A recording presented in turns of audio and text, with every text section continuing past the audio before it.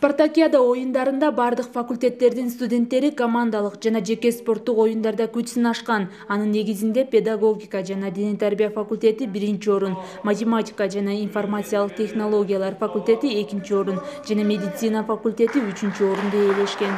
Жеңүүчүлөр ардак грамоталар жана акчалай сыйлыктар менен сыйланды. Биз спорттун волейбол боюнча катыштык, волейбол түрү боюнча катыштык. Негизинен буга жалпы 11 команда катышты. Алардан биз дене тарбия педагогика факультети 1-орунду алып диплом менен сыйландык. Ушундай оюндар өтүп турса абдан жакшы болот эле. Бизге негизи спорт адам ден соолугуна керектүү нерсе. Анан негизи эле бул баскетбол менен чындыгында хоббим десем, анан чында баскетболсуз мен билбейм, элестете албайм. Чында ошого келгенден бери ушул баскетбол жакшы көрүп ойноп келебиз. Кудайга шүгүр, бүгүн ушул ушунча жаныбыздын тренировканын аркасынан дегендей жыйынтыкка жетип отурабыз. Университетте спорттук иш-чаралар муну менен токтоп калбайт. Студенттердин спорт жаатында да ийгиликтерди жаратууларына шарт түзүп, спартакиада оюндары эми колледждердин билим алуучуларынын арасында улантылаары мерчемделген.